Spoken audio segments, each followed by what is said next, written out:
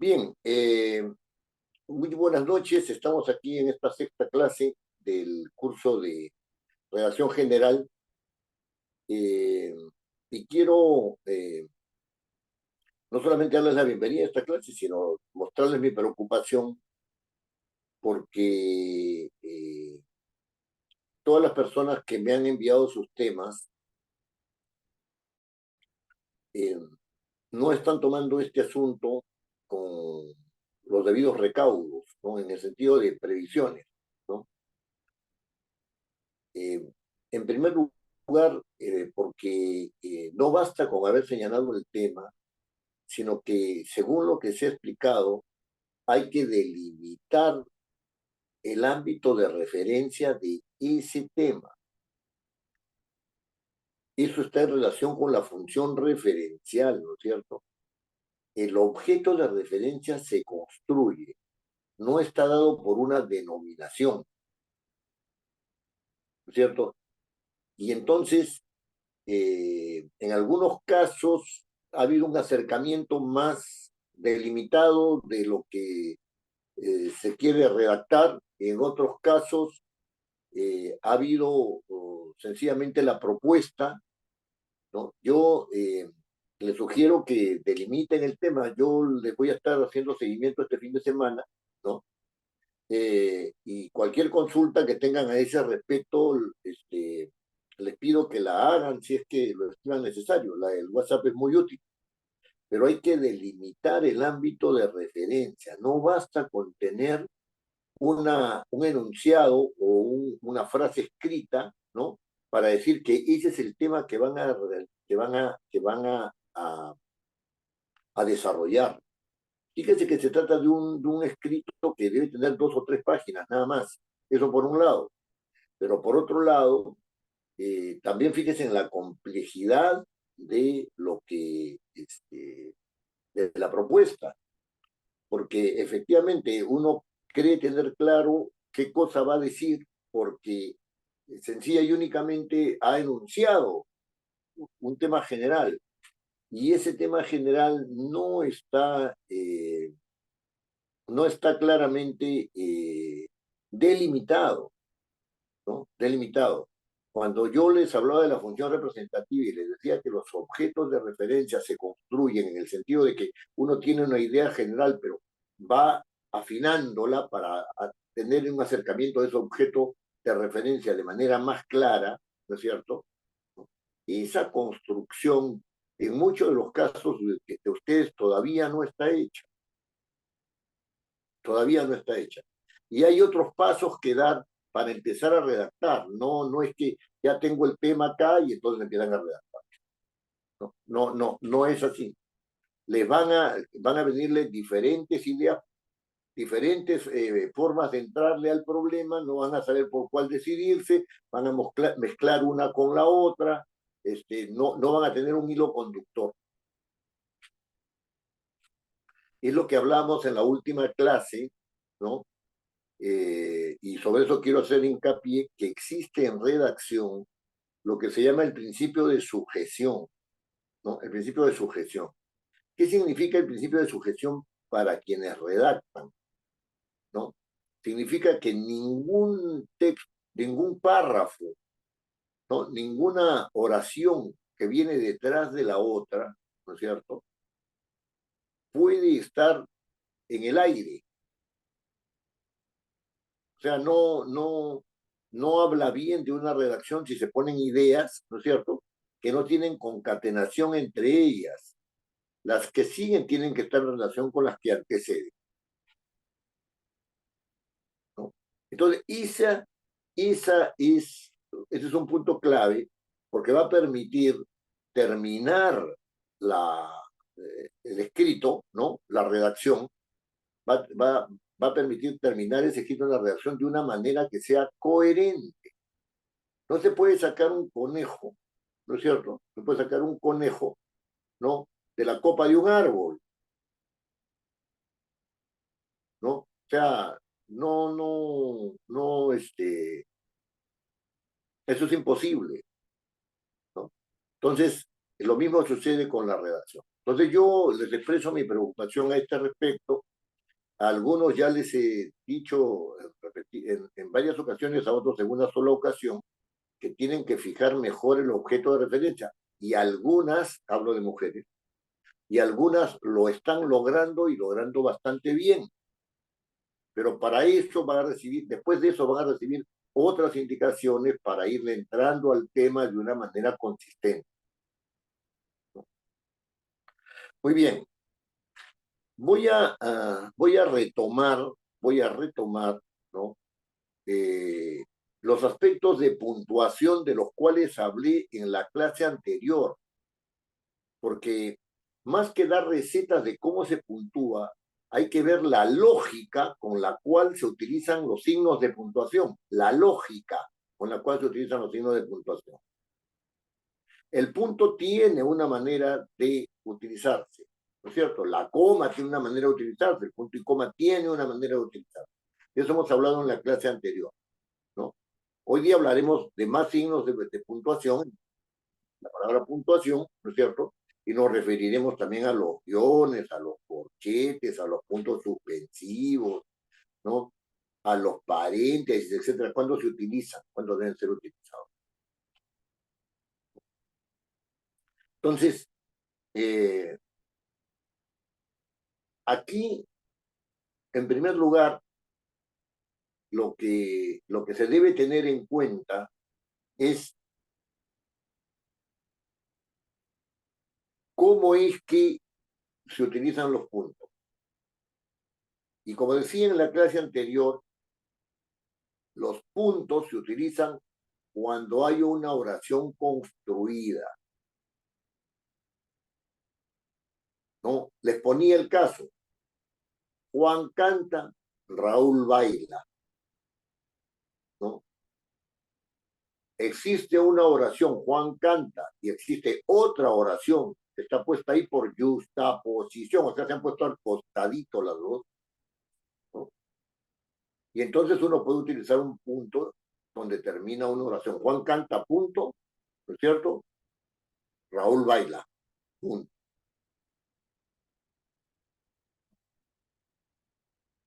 Si hay un conector, si hay un conector, por ejemplo, la conjunción y, ¿no? Uno dice, Juan canta y Raúl baila, ¿no es cierto? Ya estamos hablando de una oración compuesta, porque hay dos oraciones simples que están siendo juxtapuestas, no, perdón, que están siendo coordinadas por la conjunción.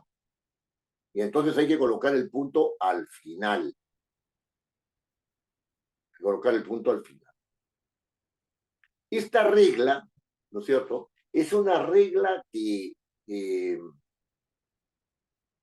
que no falla. El que utiliza esta regla, ¿no es cierto? De las oraciones simples se puntúan, las oraciones compuestas se puntúan al final de las oraciones. Esta es una regla en la cual no hay error. Entonces, si yo digo, o Juan canta o Raúl baila, son dos oraciones, ¿no es cierto? O Juan canta o Raúl baila, ¿no? No correlativas, ¿no? Entonces yo coloco el punto al final. Igualmente. Si yo digo, si Raúl canta, ¿no es cierto?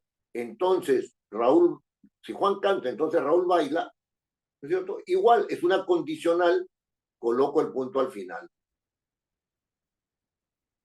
Si yo tengo una oración subordinada, o sea, una oración que no puede entenderse sin otra oración, ¿no? Por ejemplo, el ejemplo de ayer, el ejemplo de la última clase, la casa que compramos es grande. La casa es grande es una oración perfectamente construida y entendible, pero que compramos, ¿no es cierto? Es una oración que requiere de información adicional, ¿no? Porque el, el ámbito de referencia está dado por nosotros compramos, nosotros, ese es el ámbito de referencia. Estamos hablando de nosotros. ¿no? Y comentamos que compramos. ¿Y qué compramos? La casa. Ese que, ¿no es cierto? Ese que está reemplazando a la casa.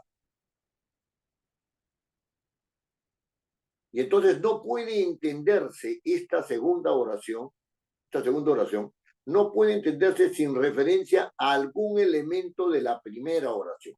La primera es una oración subordinante, la que tiene que referirse a un elemento de esta oración es la oración subordinada.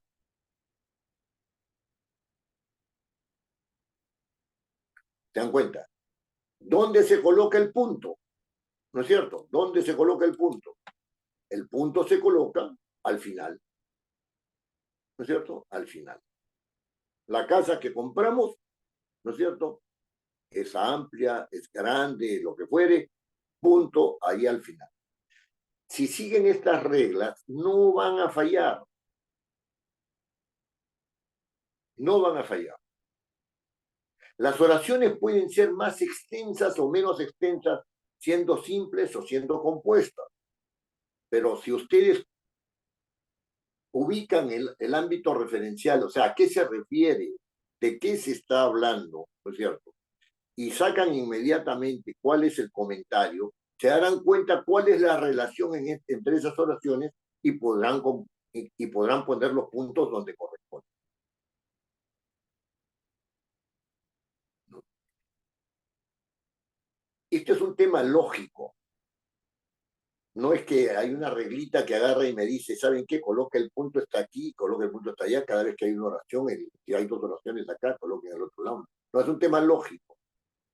El tema lógico es, coloca el punto cuando hay una oración perfectamente construida, ¿no es cierto? Y si hay oraciones que están conectadas por conectores, o si hay oraciones que son subordinadas, ¿no es cierto? Entonces colocas el punto al final de esas oraciones compuestas. Muy bien. También dijimos que las comas y los puntos y comas se utilizaban al interior de las oraciones, ¿no es cierto? Y suponen que hay un punto en la oración. Al interior de los puntos es que se utilizan las comas y los puntos y comas. Y en el caso de las comas, dijimos que las comas pueden darse en casos de enumeración, ¿no es cierto? De enumeración de elementos, que pueden ser sustantivos, adjetivos, adverbios, etcétera. Entonces hay enumeración de elementos, entonces coma, coma y, ¿no es cierto? La casa es grande, coma, tiene 3/4, coma, eh, 2 pisos, coma, una cocina amplia y lo que fuere.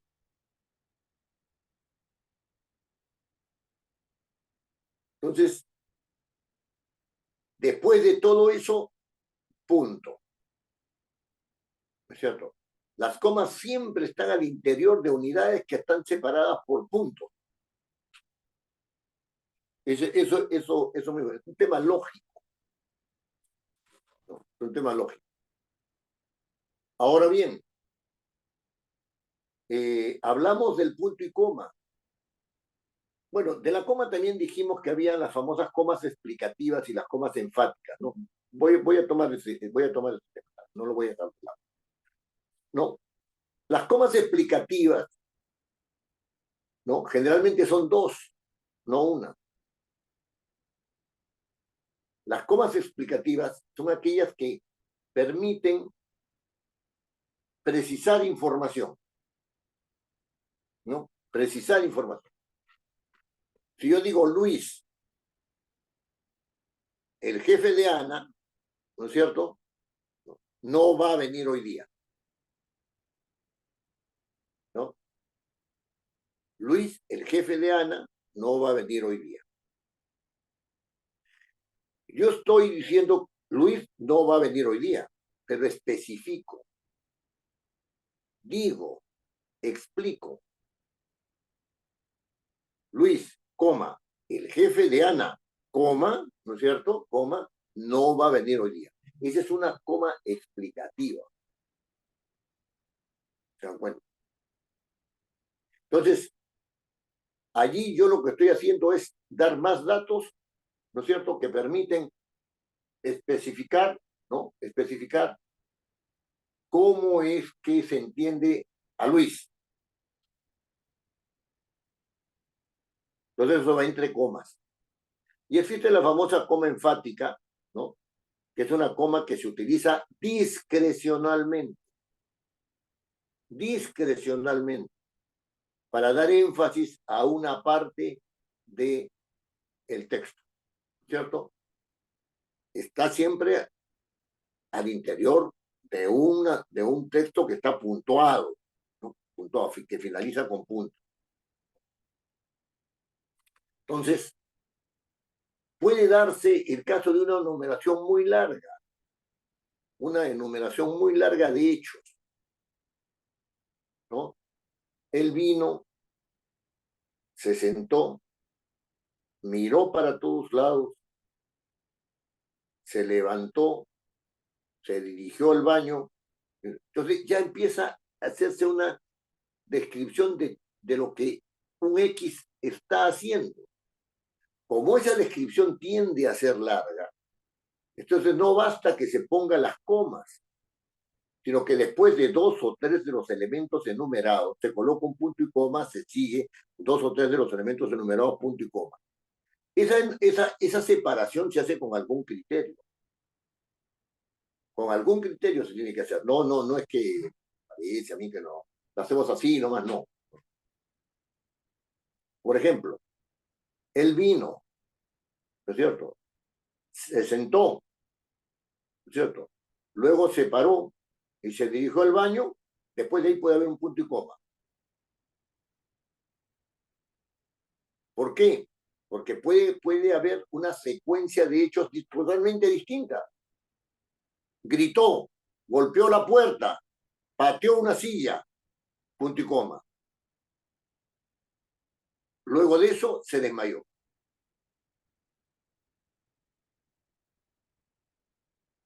Entonces, si la enumeración es muy larga, hay que saber poner los puntos y comas agrupando aquellos elementos que son pertinentes de agrupar. Entonces, después de cada uno de ellos, habrá un punto y coma. Hasta el final, donde se llega al punto, ¿no es cierto?, con el que concluye esa oración o conjunto de oración, ¿no? Y se desmayó, punto. Bien,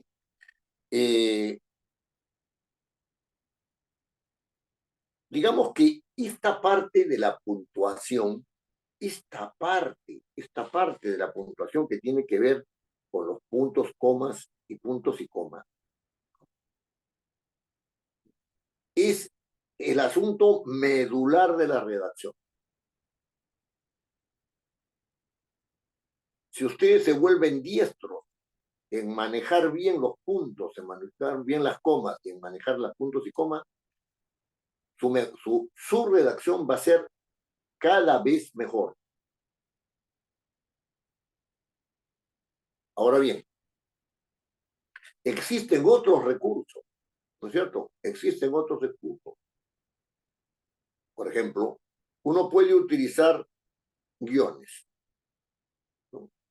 Uno puede utilizar guiones que según las reglas de redacción que hay ahora, ¿no? Estas de las reglas APA y otras, tiene que ser guiones largos, ¿no? No guiones medianos ni chicos, sino guiones largos, ¿no? ¿Qué sucede, no? Sucede lo siguiente. Los guiones se utilizan generalmente para separar eh, partes del texto que tienden a explicar o a describir algo, ¿no? Tienden a explicar o a describir algo, ¿no? Pero lo hacen en medio, ¿no es cierto? En medio del término que es referente, o sea, que establece la referencia, y en medio, ¿no es cierto? Y por el otro lado, ¿no es cierto? Del comentario. Por ejemplo, por ejemplo, Eduardo Solari, por dar un nombre, ¿no? Quien había estudiado en la Universidad Católica literatura, ¿no? Se había dedicado más bien a la... eh, y se había dedicado más bien a las artes de la comunicación, en las cuales había destacado ostensiblemente, ¿no? Murió ayer, ¿ya? Es un invento, ¿ah? Entonces, si yo digo, Eduardo Solari murió ayer, acá está Eduardo Solari al inicio y al final está murió ayer. Y en medio hay todo este comentario. Va a ganar en claridad el texto si es que yo le coloco un guión después de Eduardo Solari y después de antes de murió ayer, ¿no? Esta es, digamos, un modo de utilizar los guiones, ¿no es cierto?, que no impide utilizarlos en otros aspectos que quedan a criterio del que redacta. Pero este es un modo de dar claridad a los textos. Yo estoy hablando de Eduardo Solari, que murió ayer. Lo demás es solamente parte de su semblanza. Es solamente parte de su semblanza. Lo mismo puede suceder, eh, pero claro, de una manera más restringida con, con los corchetes, ¿no? Yo en vez de ponerle guión, le pongo corchetes. Pero aquí hay una diferencia. Aquí hay una diferencia. Los corchetes regularmente, este es otro recurso, ¿no? Otro recurso. Los corchetes regularmente se utilizan al interior de los paréntesis en la redacción, ¿eh? En la redacción. Y también al interior de las comillas, que es otro recurso de redacción. Por ejemplo,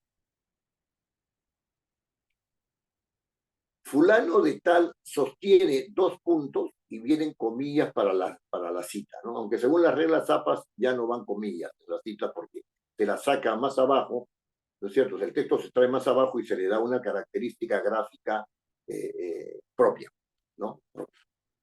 Entonces, bueno, pero vamos a suponer que con comillas y sin comillas está el texto ahí y de repente ustedes se encuentran que hay una parte de esa cita que tranquilamente la podrían sacar, que tranquilamente la podrían sacar.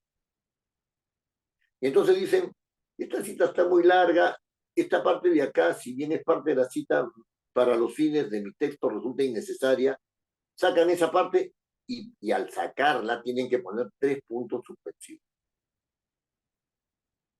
Esos 3 puntos suspensivos van entre corchetes.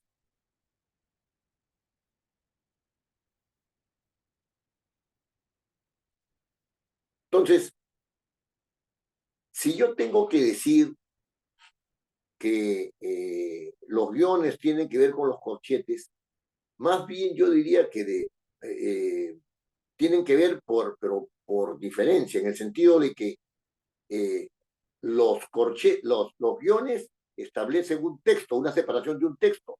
Los corchetes lo que hacen es eliminar un texto, o sea, dar razón de que hay un texto que no está, ¿es cierto? Que pertenece a ese texto, ¿no? Al texto citado, pero que al mismo tiempo se le está inhibiendo por innecesario. Si ustedes no hicieran eso al interior de la cita, por ejemplo, de la cita, estarían tergiversando el texto citado. Lo que se está diciendo es que aquí hay una parte del texto que se ha retirado. Porque eso es lícito, pero hay que indicar que se ha retirado y que falta esa parte. Eh, claro, y allí ustedes me preguntarán, bueno, ¿y los puntos suspensivos entonces se utilizan en ese caso y solamente en ese caso? No, no solamente en ese caso, no solamente en ese caso. fíjense, qué interesante es mirar cada uno de estos objetos, de cierto, estos recursos, desde el punto de vista de la comunicación. Cuando coloco los puntos suspensivos entre corchetes, estoy diciendo, ¿saben qué? Acá hay un texto que yo creo conveniente quitar para que la cita y mi referencia sea más clara, ¿no? Pero cuando utilizo los puntos suspensivos, dejando exactamente en suspenso al que lee, ¿no? No voy a poner corchetes, evidentemente, pero la función es otra. Estoy diciéndole al, al lector, ¿no? Adivina qué pasa o qué puede pasar. Imagínate tú. Yo en la obra Siddhartha de Hermann Hesse, ¿no? Que un escritor alemán, la obra termina diciendo, y Gotama, ¿no? La obra termina diciendo, y Gautama, o Gotama, ¿no? Siddhartha, ¿no? Eh, se sentó se sentó a la ribera del río. Yo recuerdo esa imagen de haberlo leído hace muchísimos años. Se sentó a la ribera del río. Después de haber narrado todo eso y decir, y Gautama se sentó a la ribera del río, ¿no? Gautama después es el Buda, ¿no? Entonces, en la ribera del río, hubiera colocado yo unos puntos suspensivos. Hermann Hesse no los colocó, pero dejó en el lector la idea de que el lector mismo tenía que continuar componiendo la parte final del libro. Dejó en suspenso lo que pasaba. Claro que él había llegado en un recorrido de todas las páginas de su libro y había terminado así, pero ahí dejó también en suspenso. Entonces, los puntos suspensivos también tienen esa función, ¿no? También tienen esa función. Muy bien. Eh, por ejemplo, también se utilizan los puntos suspensivos cuando uno va a hacer una cita y la cita no se inicia exactamente donde el autor citado la inició, porque hay un problema de concatenación del texto, ¿no? Entonces, ahí también adelante hay que colocar 3 puntos suspensivos, porque no es exactamente como el autor le entra a ese tema, sino que soy yo el que está utilizando la cita, el que digo, no voy a colocar esto de acá adelante, ¿no es cierto? Y entonces señalo que hay 3 puntos suspensivos porque la cita no empieza exactamente así, ¿no? Eh, hay diversos usos de los puntos suspensivos dependiendo de las funciones del lenguaje, sobre todo de la función expresiva y de la función apelativa. Bien, el caso de las comillas es un caso interesante porque ahora se ha reducido su ámbito de utilización, ¿no? Lo que se hace con las comillas ahora, porque las citas ya no van entre comillas, salvo que sean muy cortas, que sean de 1 o 2 líneas, entonces sí van entre comillas, ¿no? Eh, y van con el mismo texto, no se separan. La regla dice que después de 3 líneas, entonces hay que separar las citas del texto que se está escribiendo, ¿no? Entonces, las comillas tienen esa función, pero por otro lado también sirven como resaltadores, ¿no? Resaltadores. ¿Qué significa que son resaltadores? Eh, Uno está escribiendo y de repente dice, no voy a utilizar la palabra eh, eh, provecho en el sentido de beneficio, sino en el sentido de un beneficio negativo. Él utilizó eso para su provecho, ¿no? Entonces, lo pongo entre comillas, ¿no? Y continúo. Ese provecho, también lo pongo entre comillas, ¿no es cierto? Fue el que le causó el malestar del que ahora está sufriendo, ¿no? Uno de sus hijos está en la cárcel. Entonces, esas comillas lo que están haciendo es diciéndole, esto no es tan provechoso como lo dice generalmente, y apunta al sentido contrario, ¿no? Apunta, no es el sentido contrario. Apunta que el lector interprete que no es una cosa que sea de beneficio, ¿no es cierto? Y a la inversa también podría darse, ¿no? O sea, era una cosa tan mala, entre comillas, ¿no es cierto?, que lo benefició de esta manera, de esta otra y de esta otra. Entonces ahí hay que colocar también las comillas, ¿no? Colocar también las comillas. Ahora, para el resaltado, lo que se indican en las normas APA, ¿no?, es que se utilice la cursiva, ¿no? Y ahí hay una competencia con las comillas. Eso depende ya de cada persona, ¿no? Cuando redacta. Por supuesto que cuando redacta una tesis o un o una monografía y esas cosas, las normas APA son exigidas, ¿no?, por las universidades, etc. Pero ese es un uso solamente para ese tipo de actos, y no es un uso para actos que sean, que estén fuera de esos ámbitos, ¿no? Si uno escribe un memorándum, una novela, etcétera, no va a estar entrando en esos detalles, ¿no? Que apuntan a textos que sean académicos, ¿no? Apuntan a textos académicos. Eh, Hay también los asteriscos. ¿Cuándo se utilizan los asteriscos? Claro, ahora ya este asunto de los superíndices, no sé si ustedes los conocen, ¿no? Como se colocan las notas, ¿no?, al pie de página, se colocan al final, etcétera. De los superíndices ha desplazado los asteriscos, pero el asterisco muchas veces era una llamada para fijarse en una nota al pie de página, ¿no?, o en una nota al final de un texto, ¿no? Al final de todo un texto. Los superíndices ahora marcan figuras, marcan números, ¿no? Y con eso se van ubicando las notas o al pie de página o al final. Eh, lo que sí es que hay que tenerlos en cuenta porque permiten ordenar mucho. Fíjense, cuando uno utiliza una nota al pie de página, llámese superíndice o llámese lo que fuere, digamos, un asterisco, ¿no? ¿No? Eh, lo que está tratando de significar,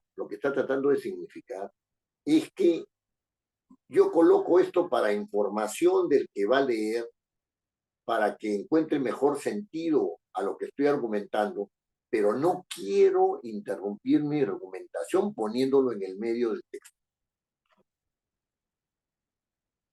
¿Se dan cuenta? Porque, y puede ser que tenga razón, porque si coloca esa explicación que coloca, o esa referencia que hace al libro tal, al libro cual, etcétera, dentro del texto, va a distraer de tal manera que se va a perder el hilo conductor, ¿no? Es el principio de sujeción, el hilo conductor. Entonces, es interesante colocar notas abajo, ¿no? Sobre todo cuando se trata de textos que son informes o textos que son eh, académicos, ¿no? ¿No? Que tienen cierta formalidad de carácter universitario. Eh, los informes oficiales muchas veces tienen que tener notas al pie de página para que no se tergiverse afirmaciones que se dan ahí, esto se entiende de esta manera, esto se entiende de la otra. Ahora bien, la mayoría de estos signos de puntuación que yo acabo de referir están en relación prioritariamente, pero no exclusivamente, con la función referencial. Tratan de aclarar, ¿no es cierto? Son recursos que se utilizan para que el texto quede claro en sus referencias. Pero eso no quiere decir, ¿no es cierto?, que algunos de estos textos tengan otras funciones, ¿no es cierto?, ¿no? Y esas otras funciones en algún momento puedan volverse predominantes. Por ejemplo, si yo quiero ejercer la función apelativa y le hago una pregunta a una persona, es para que me responda, ¿no es cierto? Eso ya lo hemos explicado, ¿no? ¿Cómo se manifiesta en el nivel gráfico una pregunta? A través de interrogaciones, ¿no es cierto? Y en castellano, las interrogaciones son de inicio y de final. Esa es la regla que sostiene la Real Academia, ¿no? Y me parece correcta desde mi punto de vista. Ahora, si una persona quiere insultar a otra, quiere alabarla en demasía, si una persona está eufórica, ¿no es cierto?, y quiere que eso se transmita a través del escrito y dice qué maravilla, ¿no? Esa función expresiva del lenguaje,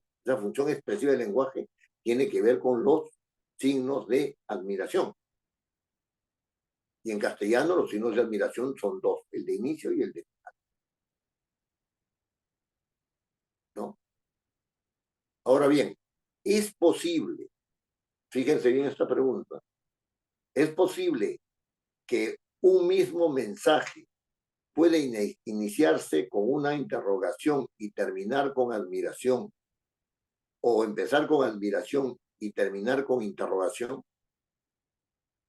Sí es posible, sí es posible. Le voy a dar unos ejemplos. Si yo digo,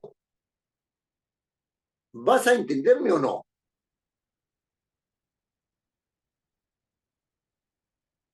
Estoy interrogando y al mismo tiempo estoy dando una orden, ¿no es cierto? Estoy dando una orden. La orden no es interrogativa. Y sin embargo estoy interrogando. Entonces empiezo con interrogación y termino con admiración. La admiración, ¿qué me está revelando? El mal humor de la persona, el estado anímico de la persona. La interrogación, ¿qué me está revelando? La influencia que yo quiero tener, ¿no es cierto?, sobre la persona que me escucha.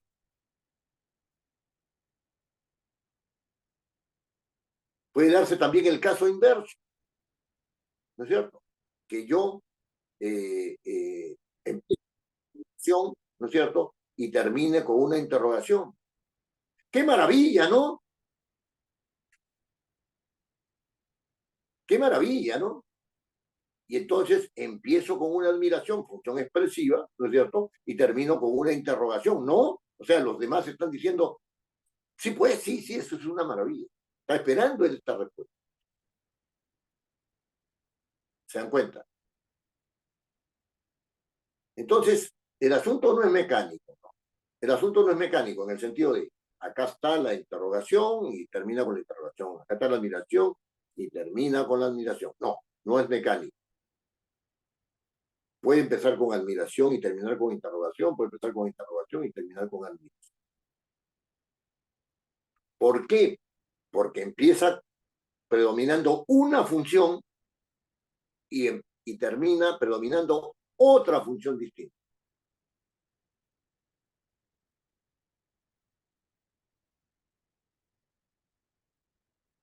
Muy bien. Otro asunto que también es interesante, ¿no?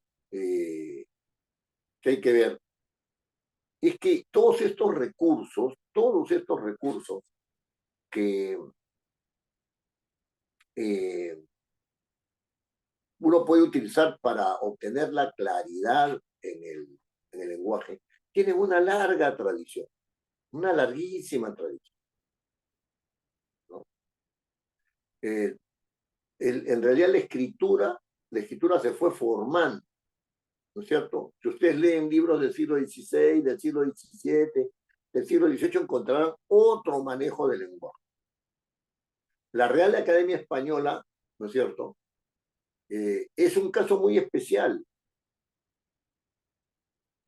porque sin obligar, ejerce autoridad, sin obligar, o sea, sin que sea obligatorio, a nadie lo van a sancionar por no saber las reglas de la Real Academia.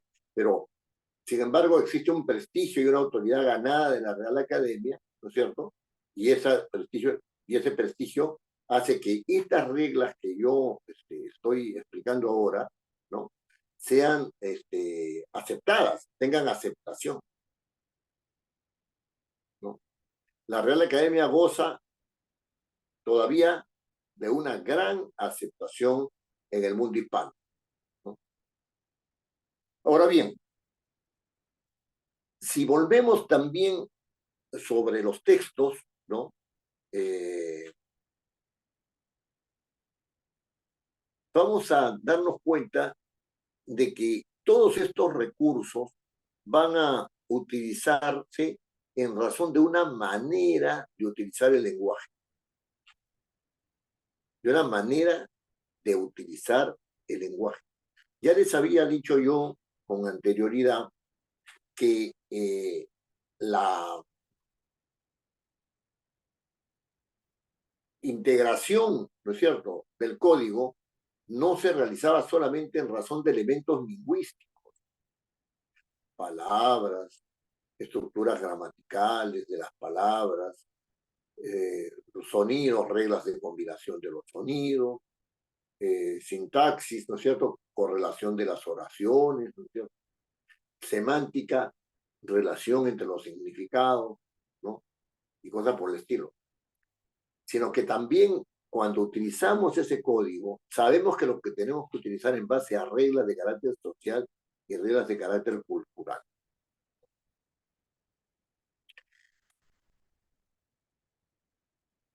Si, si la intención, pongan atención en esto, si la intención de la persona es explicar, utilizará unas estrategias determinadas en su escrito.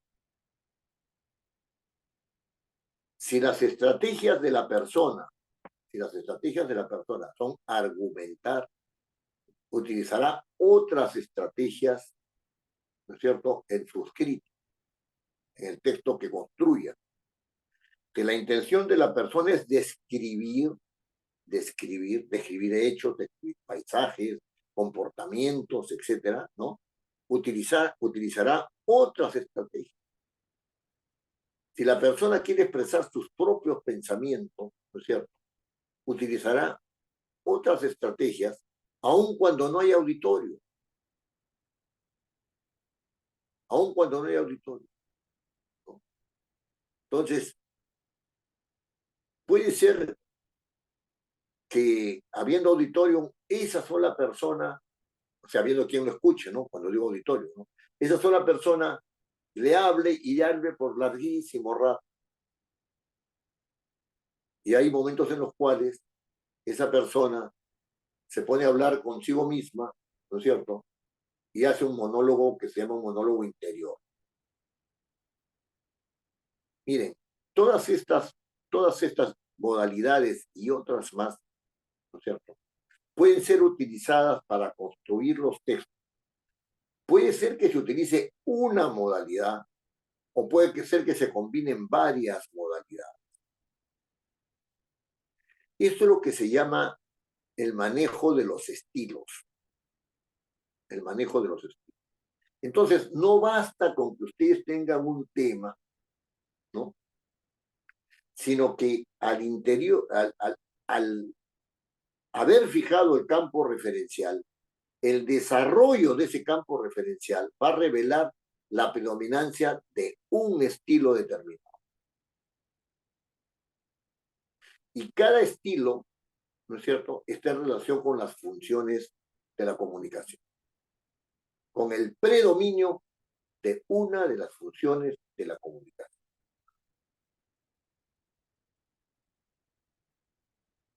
Este hecho supone que nosotros concibamos el estilo no como una variación en el uso del lenguaje. Ustedes dirán, el profesor Oviedo tiene un estilo de dictar sus clases, por ejemplo, no tiene PowerPoint, ¿no es cierto? Y le gusta más bien el tono un poco de la conversación, ¿no?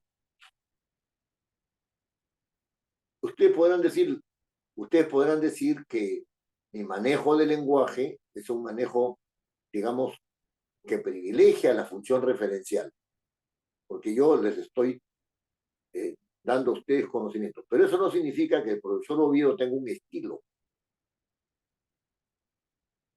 Ustedes podrían afirmar de que el profesor Oviedo tiene un estilo si constantemente, que a ustedes les costara que constantemente, ¿no es cierto?, realiza, ¿no es cierto?, el dictado de sus clases con esa misma modalidad del decir, ¿no es cierto?, de hablar en la clase.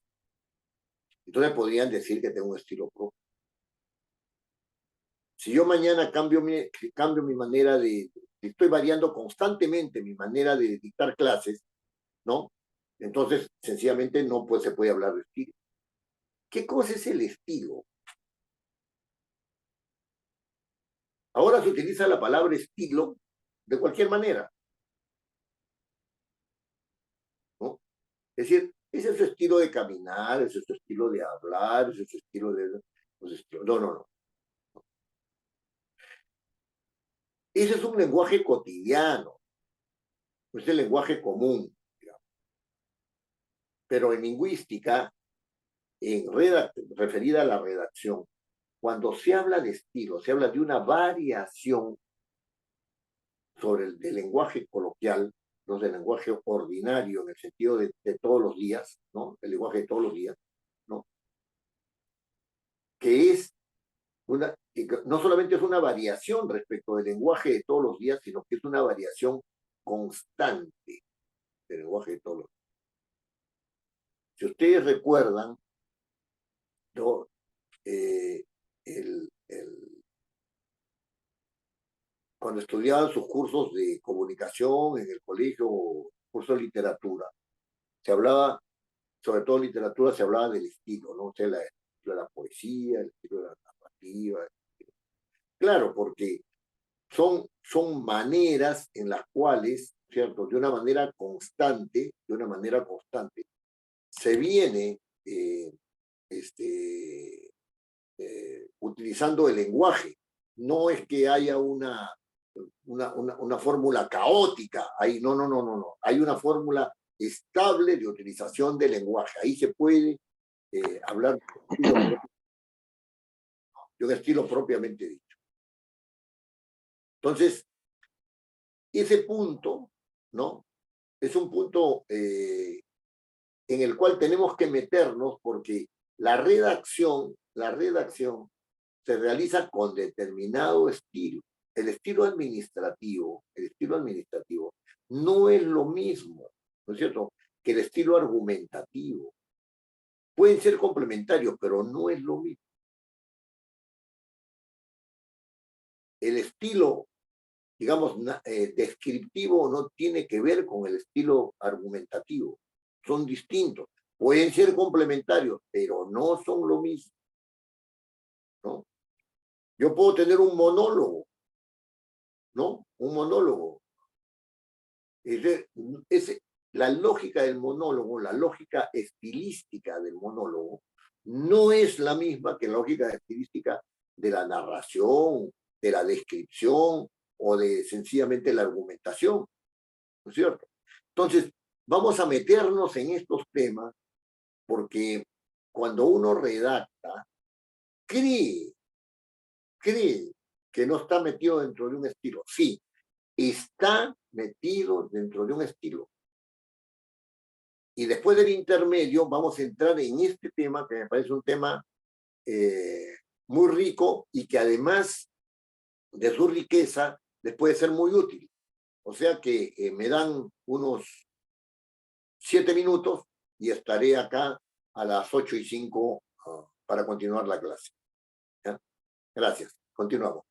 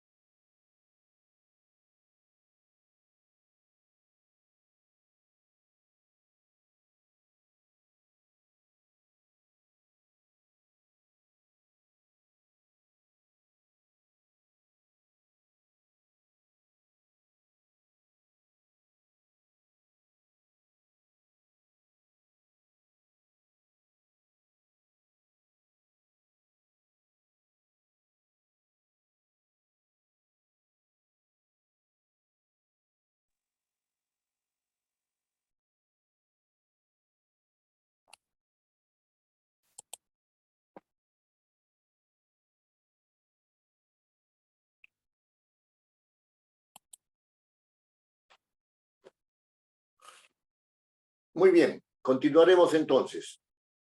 Me están escuchando, ¿no? Me están escuchando bien, ¿no? Sí, maestro. Buenas Gracias. noches. Muy buenas noches, Anita. Muy buenas noches. Buenas noches, disculpe la demora. No, qué ocurrencia, Marco. Usted ya me había avisado. Entonces, el punto, ¿no?, en el cual nos habíamos quedado es que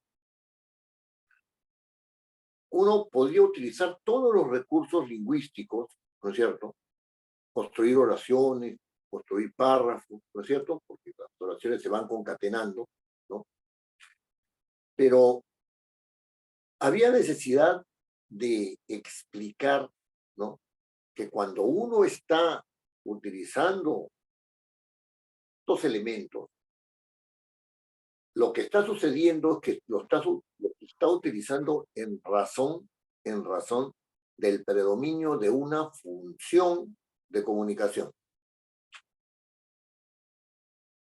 Y eso da razón, ¿no es cierto?, al manejo de un estilo.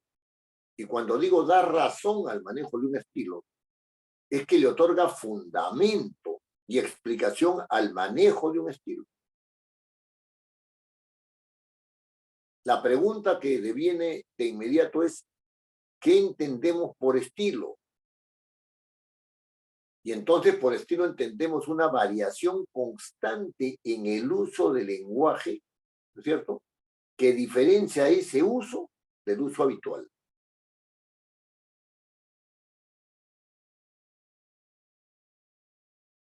Y esta variación, si es constante, solamente si es constante, ¿no es cierto?, dará razón de un estilo. De manera tal que una persona que habla mal el castellano no tiene un estilo. Una persona que habla mal el quechua no tiene un estilo, ¿no? Yo he escuchado frases como, sí, pero esa es cuestión de estilo. ¿Cómo se puede decir que algo es cuestión de estilo si hay un mal uso? Si hay un uso inapropiado, un uso incorrecto, ¿no es cierto?, del lenguaje. Ahora bien, el estilo va a depender del predominio de una de las funciones. Por ejemplo, si yo voy a describir, existe lo que se llama el estilo descriptivo, ¿no es cierto? Así dice, ¿no?, el estilo descriptivo. ¿Qué función es la que está predominando? La función referencial. Porque yo describo bosques, describo la fisonomía de una persona, describo ambientes, me describo a mí mismo, ¿no es cierto?, ¿no? Y en consecuencia estoy representando, es el sentido de la descripción, ¿eh? Estoy volviendo a presentar, representando, estoy volviendo a presentar, ¿no es cierto?, mi objeto de referencia. ¿Cómo es esa persona? Esa persona es alta, de ojos negros, de pelo largo, ¿no? Cuando la vi tenía una falda de color azul, ¿no es cierto?, y una blusa de color rosado, ¿no? Y llevaba encima un manto marrón, ¿no? Estoy describiendo, ¿no? Estoy describiendo. Si yo realizo mis descripciones de manera sostenida y apropiada, puede decirse que tengo un estilo descriptivo. Cuando yo trabajaba en el Congreso, había una chica cuyo nombre no voy a decir, que sacó un libro que a mí me pareció muy malo, ¿no? Muy malo me pareció el libro. Y reflexionando después, me di cuenta que ese libro no tenía nada de malo, que era un buen libro. Yo había apreciado mal el estilo que esa persona había manejado. ¿Qué hacía esta persona? Decía, el procedimiento parlamentario tiene las siguientes fases, y describía el procedimiento parlamentario. Primero se presenta el proyecto según el artículo tal, después va aquí donde uno a la oficialía mayor, después de la oficialía mayor pasa donde el presidente, de ahí lo pillan a comisiones, etc. Y había hecho una mera descripción. Yo decía que el libro era malo porque no había profundizado, pero no todos los libros tienen sentido crítico ni cosas por el estilo, podemos saber eso, ¿no? Este era un libro eminentemente descriptivo. ¿Por qué tenía que ser malo si tenía ese estilo consistentemente a lo largo de todo el libro? Es lo que pasa con los procesos, es lo que pasa con los procedimientos, ¿no es cierto? El predominio de la función referencial es que uno describe esos procedimientos. Esos procedimientos tienen como predominio la función referencial y son eminentemente descriptivos. Oye, no lo has hecho así, así indica el manual. Sí, pero el manual está equivocado. Eso es otra cosa. Pero los manuales son eminentemente descriptivos, ¿no? Me refiero a los manuales de cosas, de productos, ¿no? A los manuales de productos, como una refrigeradora, una lavadora, etcétera. Son eminentemente descriptivos, indicativos de cómo, esto es así, esto tiene estas partes y ahora usted debe hacer esto. La segunda función es la función apelativa. Arme esta mesa de esta manera. Pero tienes que saber cómo es la mesa. Tienes que haber, la tienes que haber visto. Sabes cómo está representada. Eso es una descripción. Cuando se pone en lenguaje, hay un estilo descriptivo. El estilo descriptivo básicamente es una representación, ¿no es cierto? Una representación de algo o de alguien, ¿no? De algo de algo. Después tenemos un sentido explicativo, tendemos a explicar las cosas, ¿no? ¿Por qué haces esto? Fíjate, esto es así, así, así, lo estamos explicando.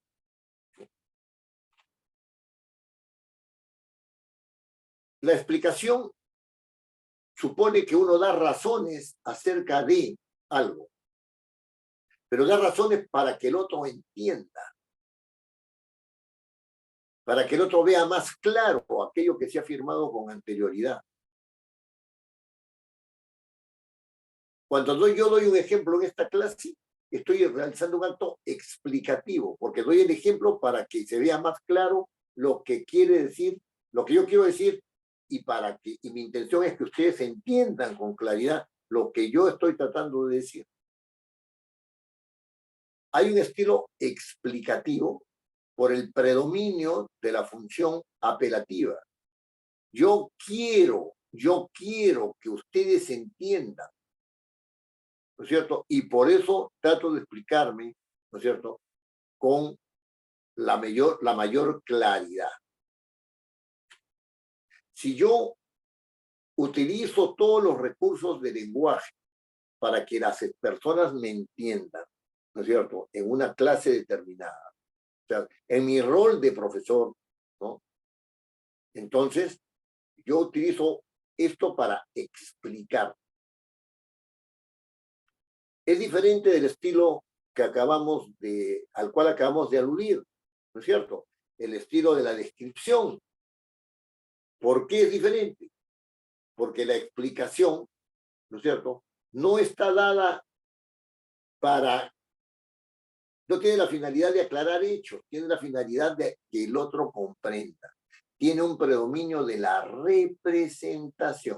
Esa es su finalidad primera. Perdón, disculpen. Tiene como finalidad al receptor. Esa es su finalidad primera. Esa es su finalidad primera. Que el receptor o el conjunto de receptores en un auditorio determinado entiendan lo que la persona está diciendo. Es un estilo explicativo. Yo digo esto es así y después empiezo a explicar, ¿no es cierto?, así, así, así, así, así.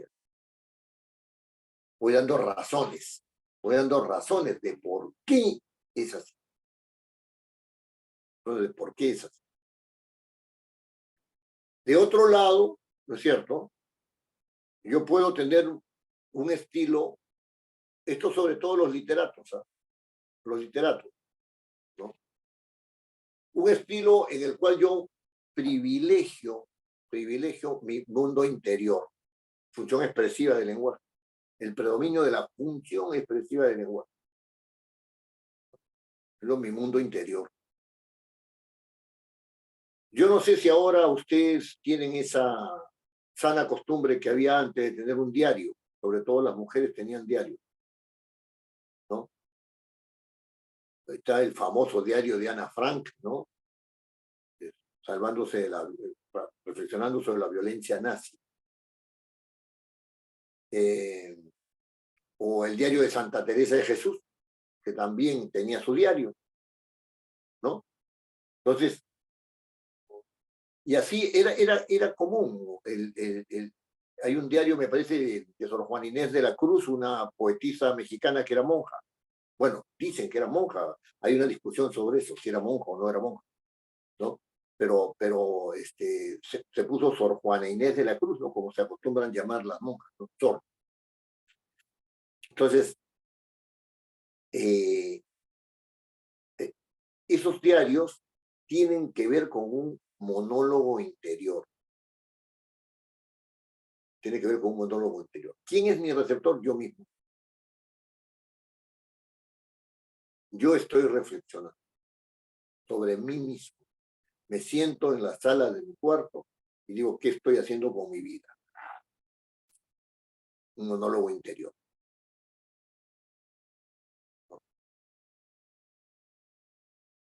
También existe el otro monólogo, ¿no? Es un monólogo exterior donde la persona se para delante de un auditorio y habla durante 3 horas. Está haciendo un monólogo. No deja que participemos, que hagamos preguntas, etc.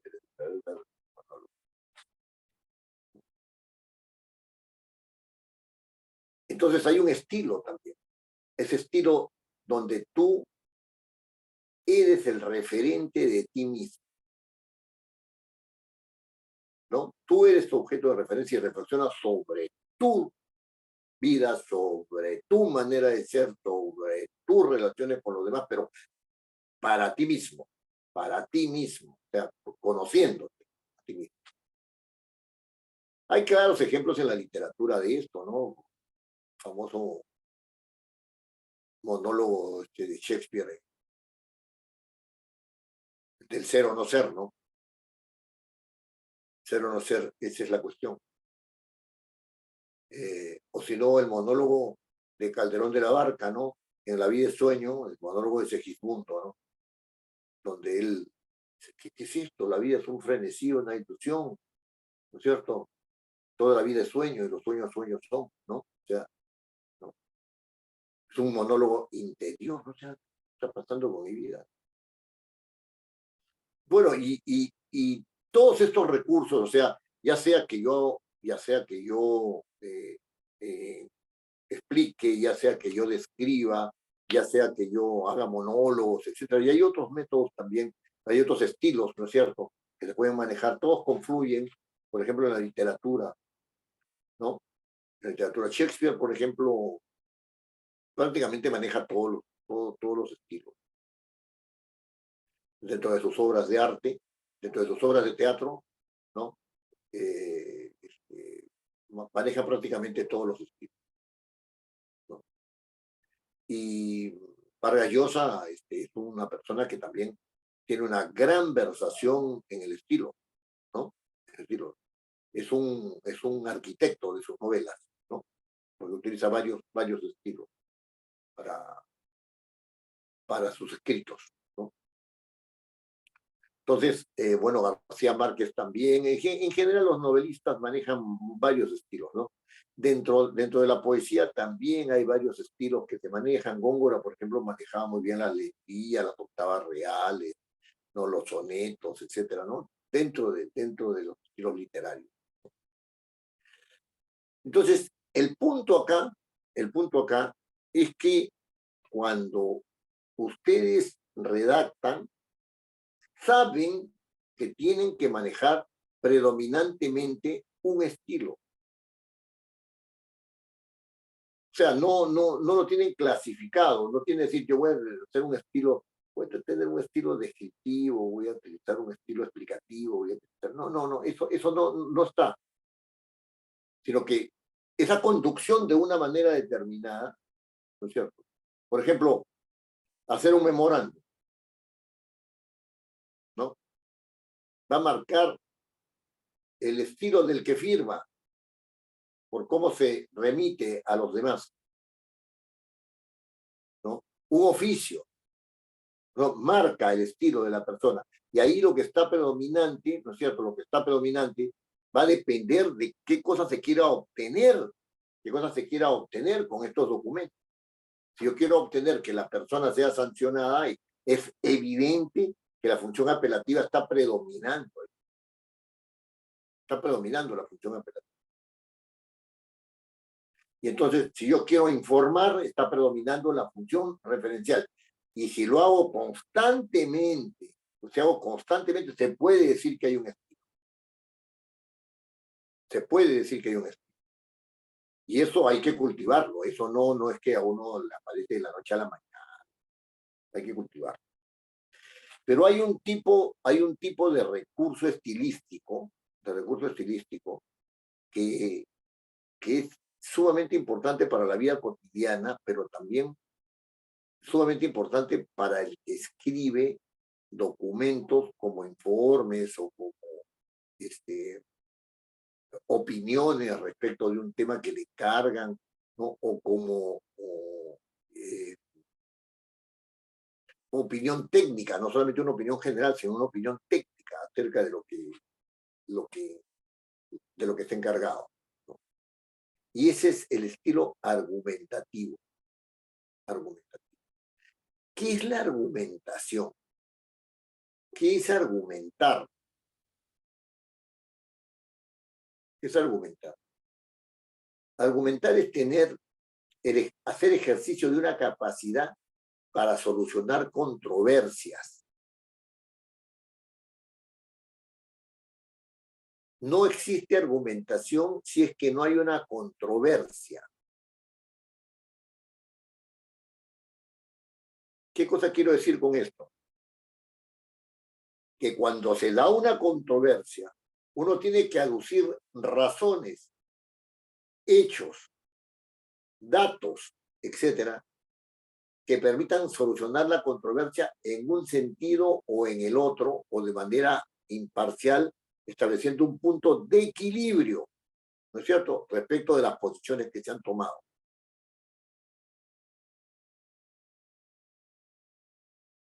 Les pongo el siguiente ejemplo.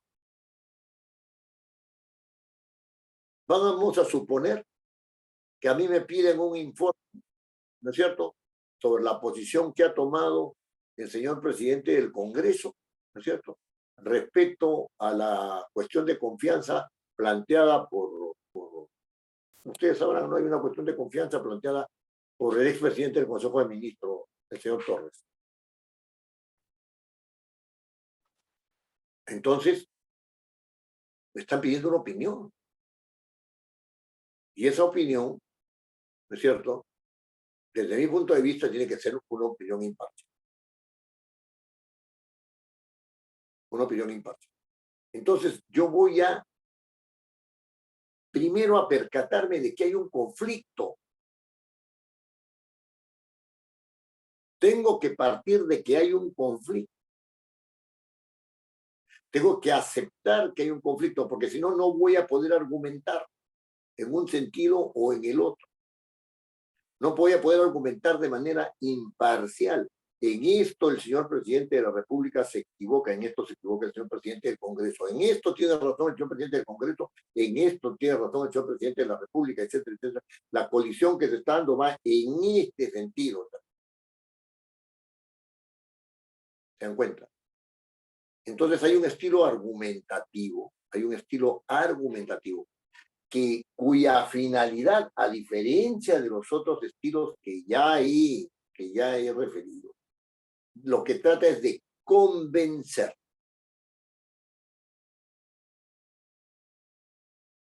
Lo que trata es de convencer.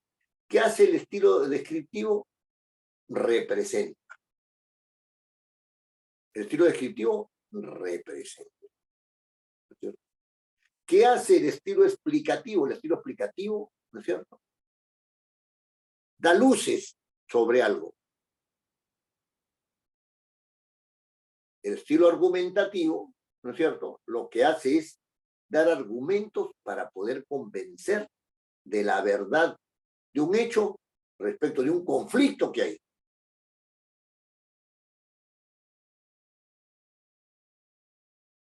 Este estilo es el que deben, si es que no lo hacen, ¿no es cierto? Pueden hacerlo, que manejan los jueces,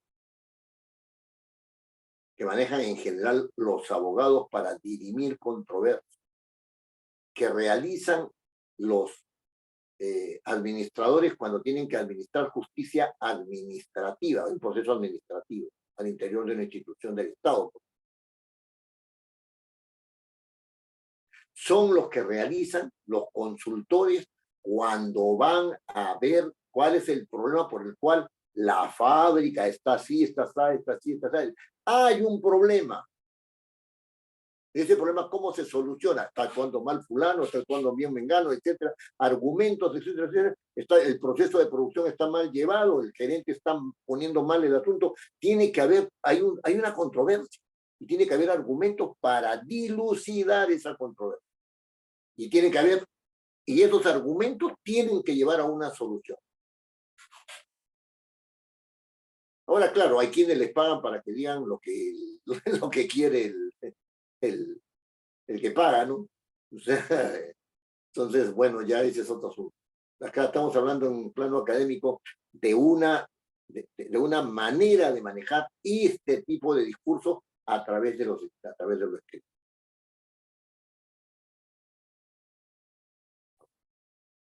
Recuerdo que en un curso anterior sobre redacción, uno de los participantes me dijo que iba a hablar acerca de su padre.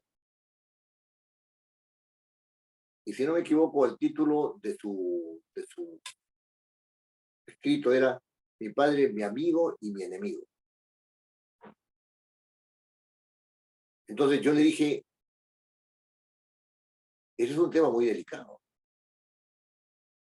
Si usted no ha tenido una buena relación con su padre, lo que va a poner ahí es un tema sumamente delicado. ¿Cuál es la estrategia para entrarle a ese tema? ¿No?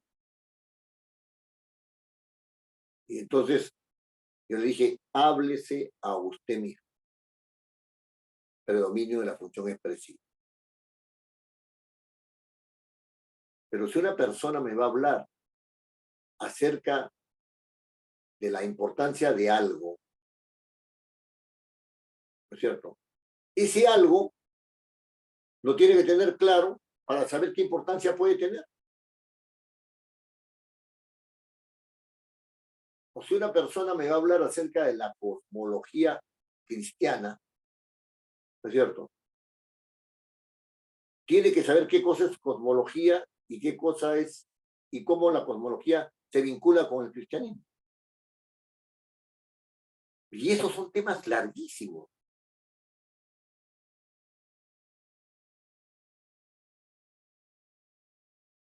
Entonces, lo que hay que hacer es, a ver,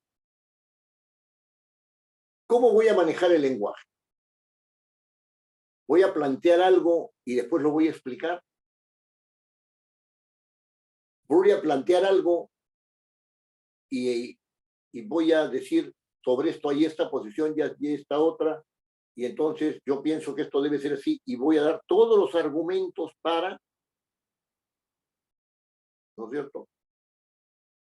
O sencillamente voy a describir un hecho. Ahora último, acabo de terminar un curso de redacción de documentos parlamentarios para el Congreso, y el último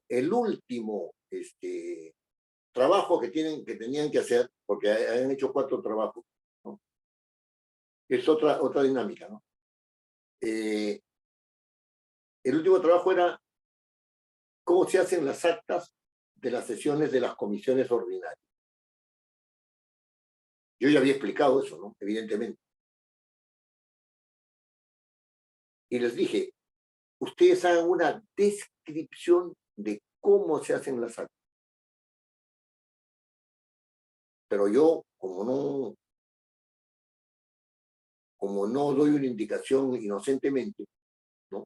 Sabía que cuando traten en el acta el quórum de las sesiones, porque tiene que haber quórum para que haya sesión y el acta tiene que reflejar este quórum, tenían que saber qué cosa, cómo se establecía el quórum.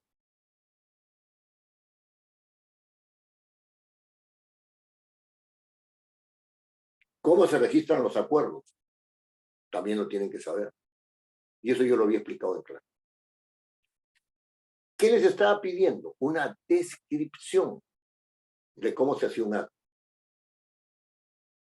Pero eso suponía unos conocimientos, ¿cierto? Explicativos. Unos conocimientos explicativos de varias partes del acta. Yo no les estaba pidiendo que discutan si está bien el quórum, cómo se establece, si el acta debe estar mal en esta parte, en la otra, etcétera, cosa que es muy válida. Está diciendo de la explicación que se ha dado y que existe en los libros, en los manuales del Congreso, ¿no es cierto? Dígame usted cómo se elabora una explicación. Y se los dije, esto tiene carácter descriptivo.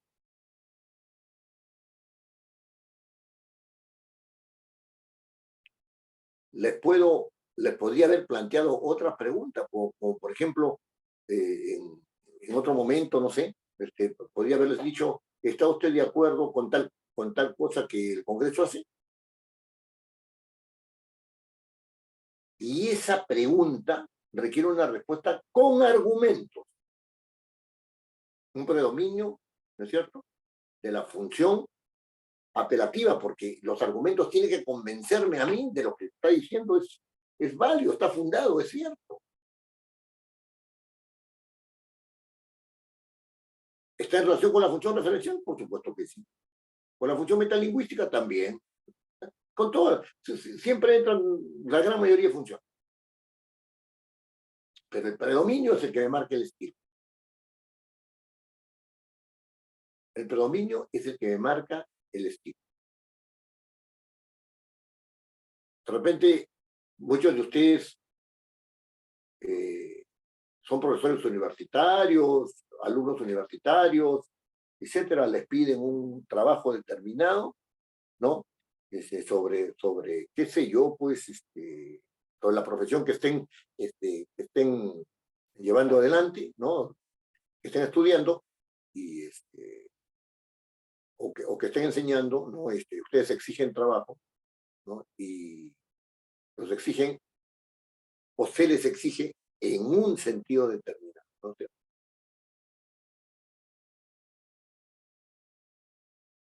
Y eso va a marcar el estilo predominante, Si ustedes leen una novela, no sé si se los dije, pero se lo vuelvo a repetir porque viene al caso, si ustedes leen una novela, ahí van a encontrar varios estilos, pueden encontrar el monólogo, pueden encontrar la descripción, pueden encontrar la argumentación, pueden encontrar el otro recurso del diálogo, ¿no es cierto? Que también es un estilo que hay que saber manejar. No se pueden poner los diálogos de cualquier manera, que hay que saber manejar. Entonces, ahí hay una conjunción de estilos. Está bien. Pero todo va a depender del predominio de las funciones, ¿no? Del predominio de qué función es la predominante y qué otras funciones están jerárquicamente incorporadas a ese texto. Muy bien. ¿Hay alguna pregunta que deseen realizar?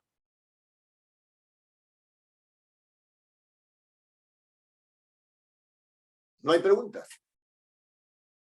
Entonces yo los voy a fastidiar ¿no es cierto?, a través del WhatsApp preguntándoles cómo van sus trabajos, porque inicié esta clase diciendo que estaba preocupado porque estaban descuidando los trabajos, dejándolos para el último momento, la lógica referencial, o sea, de establecer claramente el marco, el campo referencial con el cual se van a manejar, es algo que demora un poquito, ¿no es cierto? Hay que irse entrenando en eso, que no basta con que tengan un tema general. Así. Yo quiero hablar acerca del cielo de Lima, ¿no? Entonces, eso es muy importante. Estamos en la 6ª clase, ¿no es cierto? De aquí a 4 clases habremos terminado el curso y después vendrán 2 días de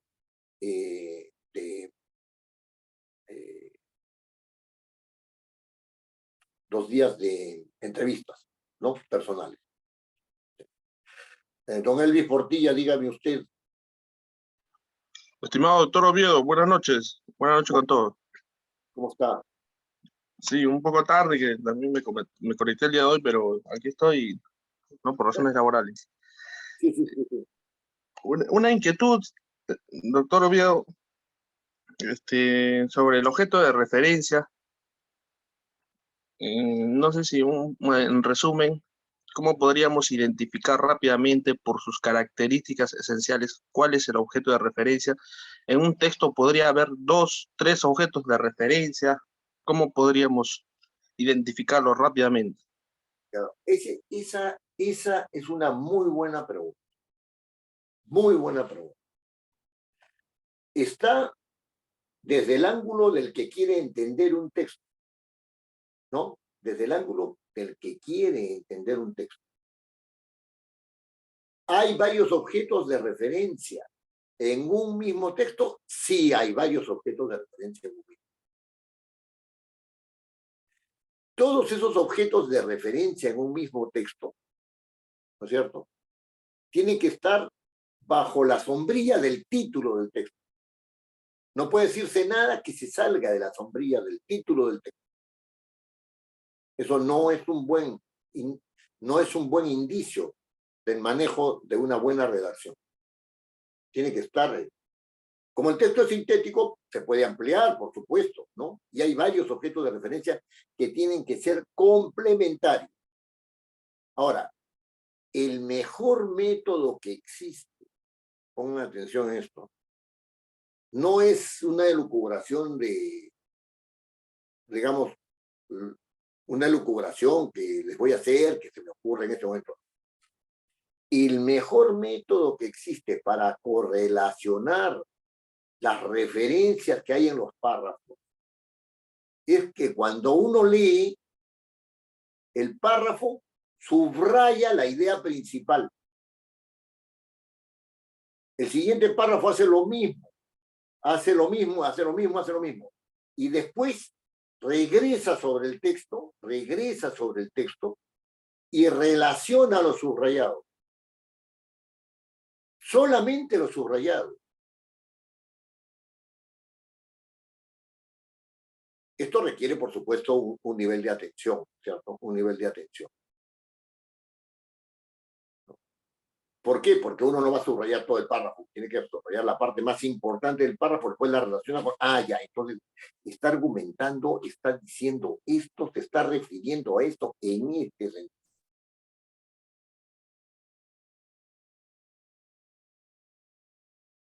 A veces las personas se desesperan porque les llega un informe, ¿no es cierto?, que tiene 40, 50 páginas, no dicen, che, lo quieren para mañana, ya, 40, 50 páginas para mañana. Ya. ¿Qué hace? La persona empieza a leerlo y a subrayar. Subraya las partes que le parecen más importantes. Ya. Una vez que ha hecho eso, relaciona las partes.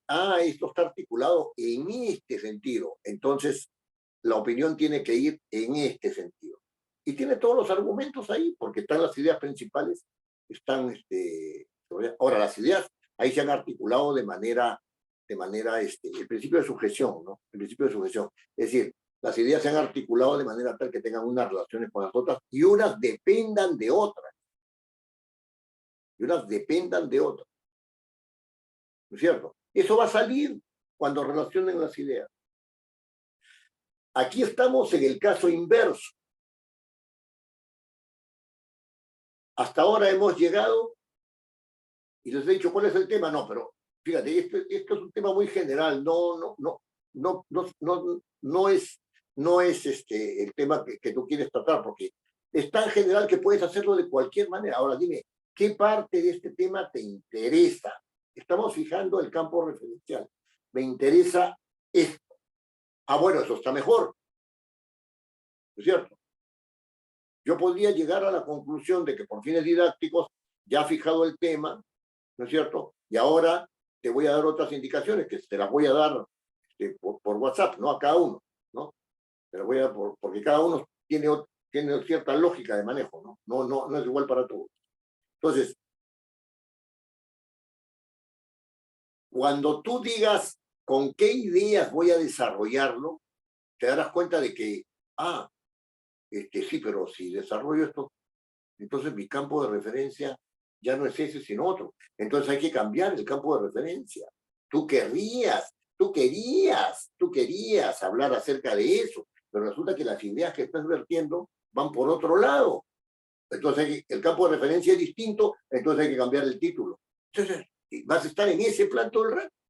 Esta idea de acá es muy interesante, pero no tengo por qué ponerla porque no va directamente al punto, ¿no es cierto?, establecido en el campo de referencia, está fuera de... Podrá ser muy interesante, muy bonito hablar de eso, pero está fuera de ese campo de referencia. Y ahí están ustedes en una lucha con su contexto, ¿no es cierto?, con los elementos de la referencia, ¿no es cierto? Ahí están, tratando de adecuar el contexto a su manera. Ese es un punto prioritario. Es un punto prioritario.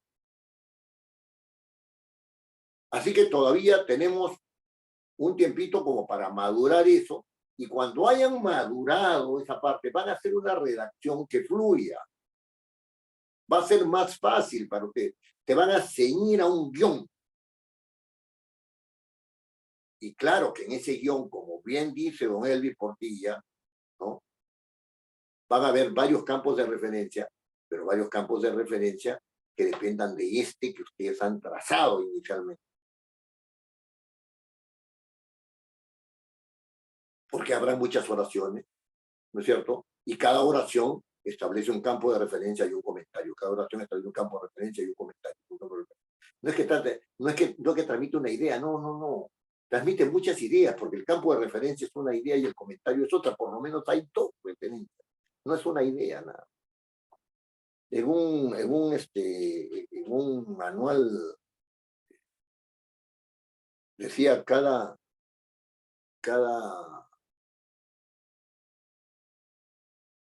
decía algo así como esto: cada norma tiene que tener una idea. ¿Cómo que cada norma tiene que tener una idea? Una norma tiene un montón de ideas. El que mata, bueno, puedo decir una norma, el que mata involuntariamente tendrá 3 años de prisión. ¿Cuántas ideas hay ahí? Y es una norma. ¿Se dan cuenta? ¿Cuántas ideas hay? Siempre esta idea de que en la redacción confluyen muchos conocimientos. En la redacción confluyen muchos conocimientos.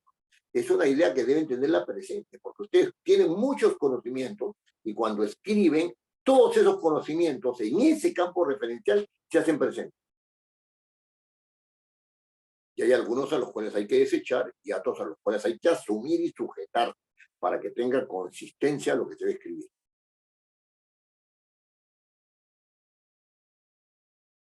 Muy buena pregunta, don Elvis. Muy buena pregunta. ¿Alguna otra pregunta?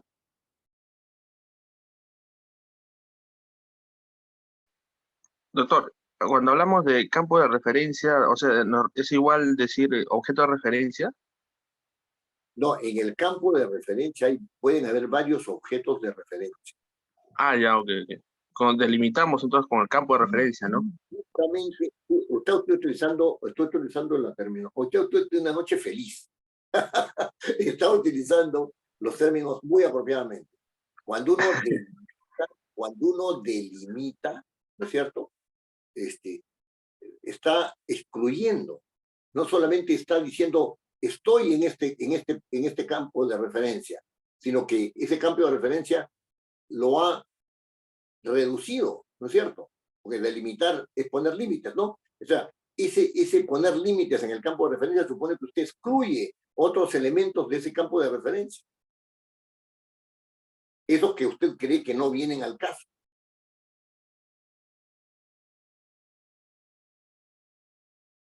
¿Cuántas veces les han dicho, oye, yo estoy hablando de otra cosa que te está saliendo del campo de referencia? Oye, volvamos al punto de referencia. Eso es lo que se está diciendo. En la escritura eso es fundamental. La gente en este tiempo no sabe escribir, no porque no conozca ortografía o acentuación. De repente puedo conocerlo muy bien.